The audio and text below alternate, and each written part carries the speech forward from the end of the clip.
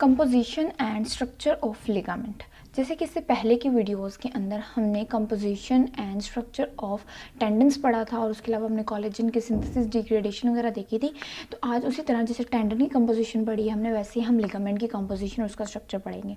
वैसे तो जो कंपोजिशन होती है लिगामेंट की और जो स्ट्रक्चर होता है वो एज इट इज़ होता है, जैसे कि हमारे पास जो होता है ना टेंडन्स के अंदर होता है, लेकिन कुछ डिफरेंसेस होते हैं, हम उनको देख लेते हैं। लिगामेंट्स के अंदर जो सेल्स प्रेजेंट होते हैं उनको नाम दिया जाता है, उन सेल्स को नाम दिया जाता है फिब्रोब्लास्ट्स का, फिब्रोब्लास्ट्स या लिगामेंटम फिब्रोब्लास्ट भी कहते हैं इनको। लेकिन टेंडन्स के अंदर जो थे उनको हम क्या नाम दिया जाता था, टीनोसाइट्स का।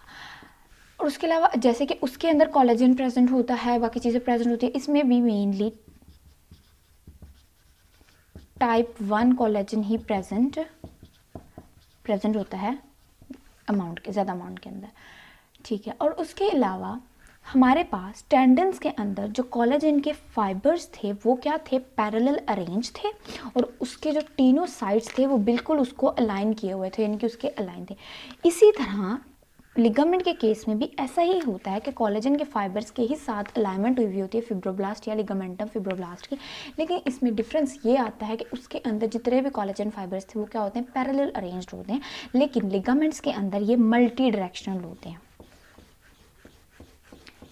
कोई किस डायरेक्शन में, कोई किस डायरेक्शन में, कोई किस डायरेक्शन में, इस तरह करके। इसीलिए कहा जाता है कि इसका जो स्ट्रक्चर होता है वो इंटरलेस्ड होता है, यानी कि ऐसे क्रॉस्ड, बिल्कुल क्रॉस कर रहा होता है दूसरे को, क्योंकि वो मल्टी डायरेक्शनल होता है ना, पैरेलल भी होता है और उसके साथ साथ मल्टी डायरेक्शनल भी होता है। वो कहते हैं अब ये हमें कैसे पता चला कि ये मल्टी डायरेक्शनल होता है, क्योंकि जैसे कि हम लिगामेंट उसके अंदर टेंडन्स के अंदर लोड देते थे तो वो एक स्पेसिफिक डायरेक्शन के अंदर उस लोड को मैक्सिमम सस्टेन कर लेता था। As it is tendons ligaments के अंदर भी ऐसा ही है कि एक प्री डोमिनेंट डायरेक्शन के अंदर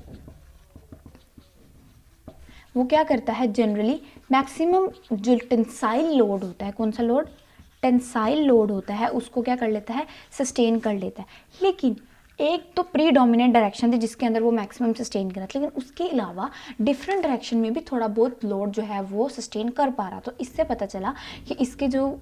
वो है हमारे पास अरेंजमेंट है इसके जो फाइबर्स की, कोलेजन फाइबर्स की, क्योंकि मेनली कोलेजन फाइबर्स ही रिस्पॉन्सिबल होते हैं टेंसाइल लोडिंग को सस्टेन करवाने में। तो वो हमारे पास सिर्फ एक डायरेक्शन यानी कि पैरेलल अरेंज नहीं है, बल्कि कुछ जो फाइबर्स है वो मल्टी डायरेक्शनल भी हैं।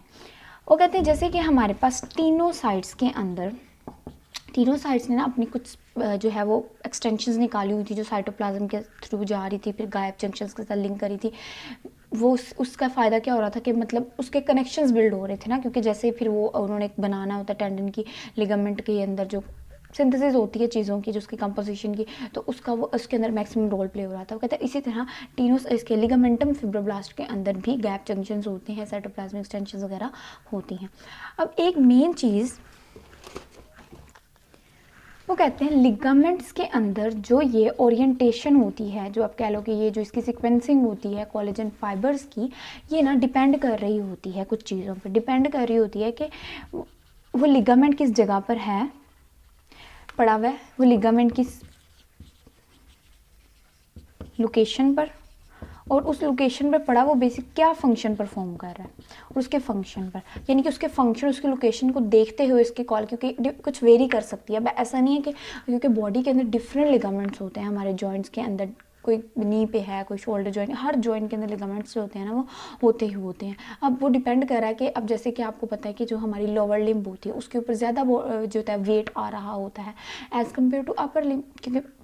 क्योंकि अपर लिम्ब का भी सारा वेट हमारे पास लोअर लिम्ब पे आ रहा होता है, तो उनको ज़्यादा वेट बेयरिंग होते हैं वो। तो इसलिए वो कहते हैं कि डिपेंड कर रहा है कि वो कितना लोड बेयर करना है, उस लिगामेंट ने कितना उस पर लोड आना है, कितना उसने सस्टेन करना है, तो उसके अकॉर्डिंग ही इनकी ओरिएंटेशन के अंदर भी कुछ वेरिएशंस होती हैं। तो यही था हमारे पास जनरल सा composition and structure of ligament. अगर आपने देखा हो कंपोजिशन और स्ट्रक्चर्स का टेंडन्स का, तो वो एज इट इज़ लिगामेंट की तरह होता है, लेकिन जो जो डिफरेंसेस थे वो मैंने आपको बता दिए। यही हमारे पास है। अब नेक्स्ट वीडियो के अंदर इंशाल्लाह हम जो है वो क्या करेंगे, वास्कुलर सप्लाई को पढ़ेंगे,